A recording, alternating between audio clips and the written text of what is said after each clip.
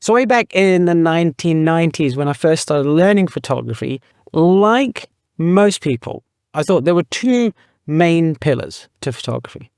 The technical side, the f-stops, the shutter speed, that kind of stuff, and then the aesthetic side. And it's something that in the subsequent 30 years of taking photographs that I've come to realize that there is actually a missing third pillar. How's it? So it feels natural, doesn't it? Photography, it's art and it's science. So if we master those two aspects, the technical and the aesthetic, bring them together, hey presto, we get a cool photograph. But there was something else that's kind of wrong. So if I looked at the work of Dorothea Lange, Walker Evans, all the people we're being introduced to back in photo school days, who were held up as great photographers, I would look at the photographs and I go, but compositionally is it's all wrong. Technically, it's all wrong. Why these great pictures? And it's because those photographers had discovered that third part that I was only gradually getting to understand, which in the end made my photographs, I think, feel far more authentic. So the basis of this conversation has come from some chats that I've had in the TPE tribe, which is an online group where we hang out, we talk about photography, and it's been really, really beneficial, not just for the people in the group as well, who are learning so much from each other, but also for myself, because I get to interact with you guys. It's a great chance to have, kind of cool conversations about photography. If you're interested in finding out what we get up to, there is a link in the description box below.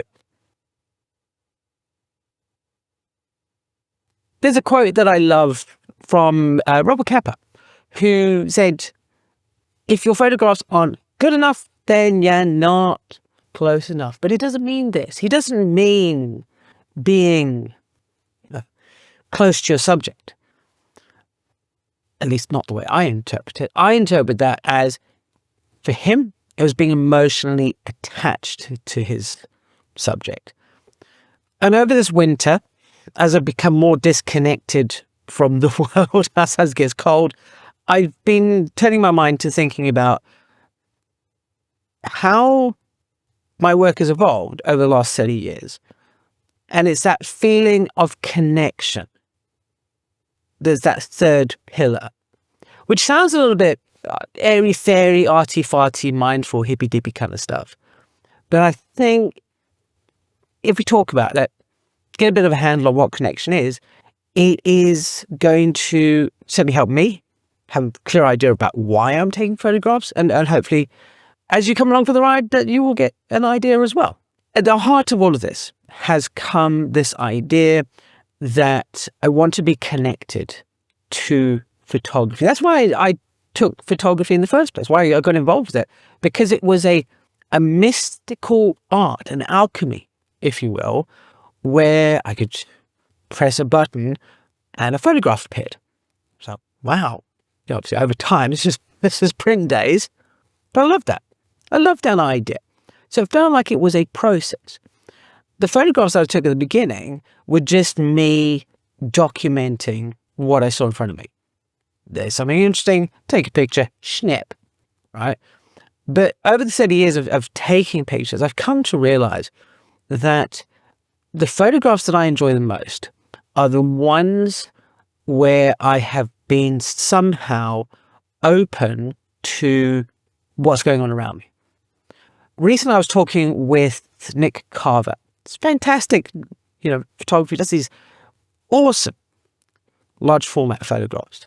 While we were talking, he said that he doesn't like people being with him when he's photographing. And I can understand that.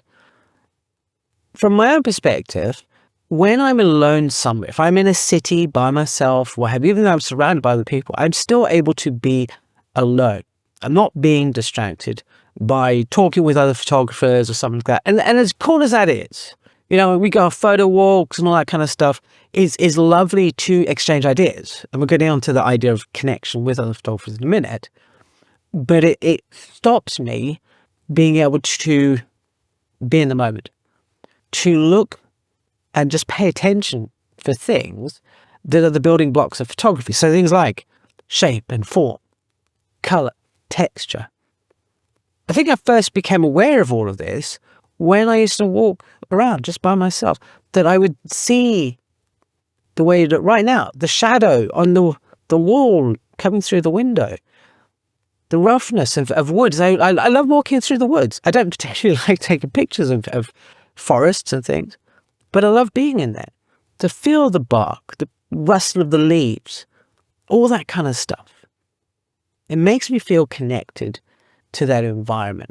And that's the first revelation that I've had in regards to my photography, is that the strongest pictures are the ones where I'm in the moment. And there's a reason why I'm able to be in the moment and still take photos. We're going to talk about gear. Sorry. I don't really like talking about gear here on the channel, because it's just like, it's like gear. But in this case, it's important. Now, I mentioned earlier, like most photographers, when I got started, it's the technical aspect that I first was drawn towards, because it's easy to understand, right? Set your lens to this, you shutter speed to that, you get a result. So I think the best example of someone who overcomes this barrier that often the technical aspect can throw up in front of us when taking pictures is John Mivett. When you look at him taking photographs, it seems effortless, like he's just in the flow. Sees a picture, brings the camera up, snap, done. But of course, there's this one other aspect to connection that I think is vitally important. Certainly, John Mivett and others had this. It was very interesting when I was doing portrait photography, what have you, that I would often talk with some other photographers, and they were very cagey about what it is that they were doing, about how they were taking their photographs and what have you. Like it's a secret. And if I tell you, then you'll take all my work away. And I found that really odd, because previously my experience had been at photo school. We were a tribe of photographers. We were pulling in the same direction. We were sharing ideas. We were bringing new things into the mix. And I see that a lot through the history of photography. I mentioned John Mivett earlier. In the 60s, I believe it was, there's a photographer in the UK called Tony Ray Jones, who tragically died when he was quite young. But he went to the States. He spoke with people like Joel. He made little notes. He said, like, what are you guys doing? How's it? And they were free with sharing the ideas.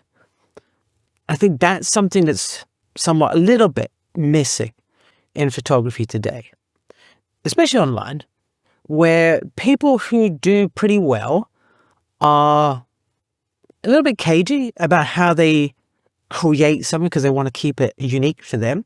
But we end up being a little bit lost, right? Because I don't really want to be super duper famous on Instagram or anything like that. I don't want to have like unique photos nobody else can copy. I missed, notice the tense there, missed that connection with people. And I've rediscovered it through this community, but this is very one-way interaction. This is me talking with you, often kind of like at you, but it's not a two-way conversation. But on the TPE tribe, and again, the link in the description box below, we're having these conversations. We're getting in there. And I can mention something like this, about this concept of connected photography, and we can dig into it. We can have a discussion. And I have to say that the discussions that I've been seeing between the people in the tribe are fantastic. It is just like being at photo school again, without the commute to Detroit Tech every single day. And if you're interested in finding out what we do there, then as I say, there's a link in the description box. But in the meantime, I want to hear from you. But are there like fourth elements that you think are important for your own way of taking photographs? I will see you again later. Have a great weekend. Cheers.